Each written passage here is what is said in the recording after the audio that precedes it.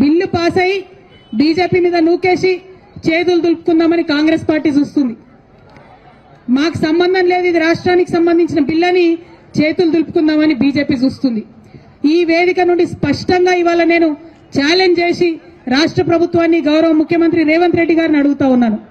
నిజంగా మీరు బీసీల పక్షపాత అయితే, నిజంగా 42% మీరు పెట్టిన బీసీల బిల్లు చిత్తశుద్ధితో పెట్టిందైతే, ఏదైతే బీజేపీ చెప్తుందో ముస్లింలకు ఉందేమో అనే అనుమానంతో మేము ఆపుతున్నామని చెప్తున్నారు. ఇవాళ కాంగ్రెస్ పార్టీ మీరు స్పష్టత ఇవ్వండి. మీరు ఇవాళ ప్రెస్ మీట్ పెట్టండి. ఇక్కడ పెడతారా, ఢిల్లీలో పెడతారా, రాహుల్ గాంధీ గారిని పెట్టుకొని పెడతారా, సోనియా గాంధీ గారిని పెట్టుకొని పెడతారా, మాకు సంబంధం లేదు. ప్రెస్ మీట్ పెట్టి ఓపెన్ గా డిక్లేర్ చేయండి. ముస్లింలకు 10% రిజర్వేషన్ మేము సపరేట్ బిల్లు పెడతాం అసెంబ్లీలో అని చెప్పి డిక్లరేషన్ చేయండి. ఒక క్లారిటీ ఇవ్వండి. దాంతో ఏమైతుంది, ఇప్పుడున్న 42%లో ముస్లిం మైనారిటీల రిజర్వేషన్ దీంట్లో ఇంక్లూడెడ్ కాదు, ముస్లింస్ కి సపరేట్ గా 10% రిజర్వేషన్ పెట్టాలని చెప్పి మేము డిమాండ్ చేస్తా ఉన్నాం. ఇక అప్పుడు బీజేపీ మీద ఉంటది బాధ్యత.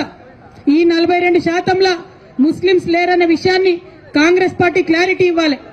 ఒకవేళ ముస్లిం సోదరులకు ఉంటే ఆ విషయం కూడా క్లారిటీ ఇవ్వాలి. కానీ మీరు ఏ విషయం చెప్పకుండా మేము బిల్లు పాస్ చేసినాం, బీజేపీ వాళ్ళు సంతకాలు పెడతలేరని మోసం చేయొద్దని చెప్పి మాత్రం కాంగ్రెస్ పార్టీని మేము డిమాండ్ చేస్తా ఉన్నాం.